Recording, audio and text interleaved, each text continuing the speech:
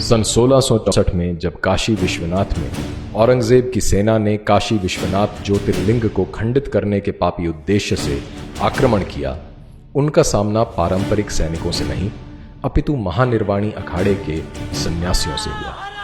सूर्योदय से लेकर सूर्यास्त तक युद्ध हुआ, भूमि सहस्रार शवों से पट गई और अंततः ज्ञानवापी के युद्ध में सन्यासियों ने एक महान विजय प्राप्त की। ज्ञानवापी के युद्ध में मिली पराजय से तिलमिलाए औरंगजेब ने 5 वर्ष उपरांत विश्वनाथ ज्योतिर्लिंग पर पुनः आक्रमण किया। जब आक्रमण रोकना असंभव हो गया तो शिवलिंग को गले लगाकर महंत ने कुएं में छलांग लगा दी। विश्वनाथ मंदिर का शिखर तोड़कर औरंगजेब ने उस पर ज्ञानवापी मस्जिद का गुंबद बना दिया। तो कौन है ये साधु? भगवा चोला ओढ़े शांत ब्रह्मचारी, या फिर जटा लहराते भस्म धूसरित उग्र कदम ताल करते हुए नागा? क्या वो घर छोड़ वैरागी है जो पारलौकिक सुख की कामना में भटकता रहता है, या वो जो आंतरिक कलह या बाह्य आक्रांताओं से झटपटाते हुए समाज को दिशा देता है? आइए इतिहास पे एक दृष्टि डालते हैं। 1323 में मोहम्मद बिन तुगलक के निरंतर आक्रमण से दक्षिण के काकतिया और कांपिली राज्य बिखर गए थे। मठ मंदिर खंडित कर दिए गए थे और आम जनमानस में असुरक्षा का भाव व्याप्त हो गया था। जबरन धर्मांतरण साधारण बात बन गई। काकतिया राज्य के पूर्व मंत्री हरिहर और बुक्का राय को जबरन इस्लाम कबूल करवाकर उसी क्षेत्र के जागीरदार के रूप में नियुक्त किया गया। ऐसी अराजकता को समाप्त करने के लिए क्या करना यथोचित था? एक धर्मपरायण राज की स्थापना करना, परंतु कैसे? स्वामी विद्यारण्य का आध्यात्म बल ही था कि उन्होंने हरिहर और बुक्का राय को हिंदू धर्म में पुनः दीक्षित कर विजयनगर साम्राज्य की स्थापना की। दोनों भाइयों ने आक्रांताओं को बाहर खदेड़ा और राज्य की सीमाएं सुरक्षित की। स्वामी विद्यारण्य ने सन्यासी होते हुए न केवल नए राज्य को धार्मिक दिशा दी अपितु प्रधानमंत्री का पदभार भी संभाला। और इस प्रकार दक्षिण में विजयनगर इस्लामिक घुसपैठियों के विरुद्ध बांध बनकर उभरा, जो 200 वर्ष तक अपने कुशल प्रशासन, उदारवादी धार्मिक नीति, कूटनीति और अर्थव्यवस्था के कारण समृद्ध रहा। मध्यकाल में इस्लामी विस्तार भारत पर कहर बनकर टूटा। 16वीं शताब्दी में अकबर के शासनकाल में मुसलमान सूफी हिंदू सन्यासियों पर अनायास ही हिंसा पे उतारू थे। इसके परिणाम स्वरूप स्वामी मधुसूदन सरस्वती ने सन्यासियों को आत्मरक्षा में शस्त्र उठाने हेतु काशी में प्रतिज्ञाबद्ध किया। 17वीं शताब्दी की शुरुआत में मराठी सन्यासी स्वामी समर्थ रामदास तीर्थाटन करते हुए इस्लामिक आक्रांताओं के पराधीन भारत की दुर्दशा को प्रत्यक्ष देख रहे थे। जनमानस मरणासन्न हो चुका था। उसकी सामाजिक, राजनैतिक तथा धार्मिक नवचेतना के लिए उसमें पौरुष अभिमंत्रित करना आवश्यक था। पुनः धर्म स्थापना हेतु स्वामी रामदास ने गांव-गांव में हनुमान मंदिरों और अखाड़ों की स्थापना की, जिसमें मराठा योद्धा तैयार हुए। स्वामी रामदास ने शिवाजी को क्षत्रिय धर्म उपदेशित किया तथा स्वयं को छत्रपति घोषित कर हिंदवी स्वराज की स्थापना करने के लिए प्रेरित किया।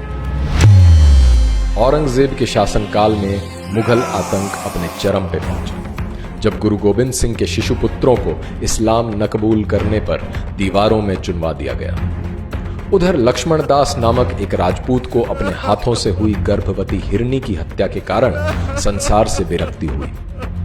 योगिक साधना करते हुए इन्होंने कई सिद्धियां प्राप्त की। गुरु गोविंद सिंह जी के आग्रह पर इन्होंने पुनः क्षत्रिय धर्म का वहन किया और सरहिंद को फतह कर साहबजादों की नृशंस हत्या का प्रतिशोध लिया। संसार इन्हें बंदा बहादुर के नाम से जानने लगा। जब इन्हें मुगलों ने छलवश गिरफ्तार किया, तब घृणित काय फर्रुखसियार ने इनके पुत्र को इनकी आंखों के सामने कटवाया और उसके शरीर से उसका हृदय निकालकर इनके मुंह में भर दिया। और ये परम वेदना सहते हुए बंदा बहादुर वीर गति को प्राप्त हुए। 19वीं शताब्दी तक एक तरफ ईसाई मिशनरी का धर्मांतरण के लिए बढ़ता प्रपंच, वहीं दूसरी ओर अंधविश्वास और निरक्षरता के कारण शिथिल पड़ा हिंदू समाज। अज्ञान और गरीबी का द्योतक बन चुकी हिंदू सभ्यता को रामकृष्ण के शिष्य विवेकानंद ने वेदांत गर्जना कर ज्ञान, भक्ति और कर्म की परिधि में पुनः परिष्कृत किया, जिसकी गूंज 11 सितंबर 1893 को अमेरिका के विश्व धर्म संसद में सुनाई दी, जहां अन्य प्रतिनिधि अपने धर्म की शक्ति और विशेषता सिद्ध करने में लगे थे, वहां विवेकानंद ने न केवल सहिष्णुता अपितु सार्वभौमिक स्वीकृति की बात कर संपूर्ण विश्व को भारतीय सभ्यता के प्रति मुग्ध कर दिया। रामकृष्ण मिशन की स्थापना कर इन्होंने ऐसे महात्माओं की पीढ़ी तैयार की जिन्होंने वेदांत दर्शन ही नहीं अपितु दरिद्र नारायण की सेवा करने के लिए संन्यास धारण किया। मृत्यु का भय दिखाकर अथवा प्रलोभन देकर धर्म परिवर्तन करने का व्यवसाय भारत में अब पुराना हो चला है। धर्म परिवर्तन के इस कुचक्र को भेदने का कार्य आर्य समाज के शुद्धि आंदोलन से शुरू हुआ, जिसमें प्रलोभनवश ईसाई बने या विवशता में इस्लाम कबूल किए लोगों को पुनः हिंदू धर्म में दीक्षित किया जा रहा था। 3 दिसंबर 1926 को आर्य समाज के स्वामी श्रद्धानंद की दिल्ली स्थित उन्हीं के आवास में जबरन घुसकर अब्दुल रशीद नामक व्यक्ति ने गोली मारकर हत्या कर दी। राष्ट्रीय आंदोलन में प्रमुख भूमिका रखने के बाद भी स्वामी श्रद्धानंद को इसलिए मार दिया गया क्योंकि वे उन मलकान राजपूतों को पुनः हिंदू धर्म में प्रविष्ट करना चाहते थे जो मुगल काल में जबरन मुसलमान हो गए थे। स्वतंत्रता के बाद सेक्युलरवाद की आड़ में धर्मांतरण का यह व्यवसाय चलता रहा और विधर्मियों द्वारा सन्यासियों की निर्मम हत्या नहीं रुकी। यूं तो कंधमाल की जनजातियों का ईसाई धर्मांधों से संघर्ष का इतिहास रहा ही है, परंतु 1968 में स्वामी लक्ष्मणानंद के आने के बाद जनजातियों में यह चेतना पुनः जगी।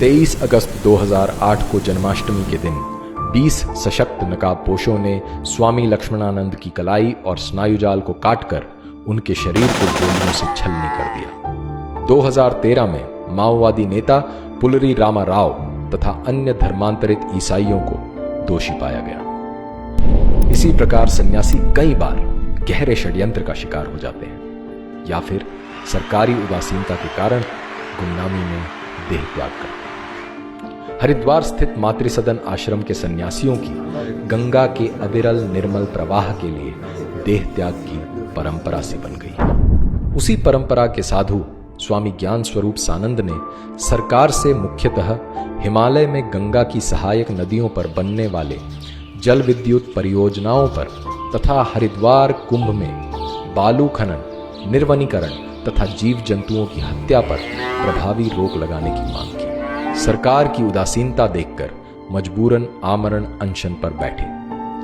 अपने अंतिम साक्षात्कार में स्वामी सानंद ने कहा था कि अगर गंगा के लिए उनकी मृत्यु भी हो जाए तो उन्हें कोई पछतावा नहीं होगा।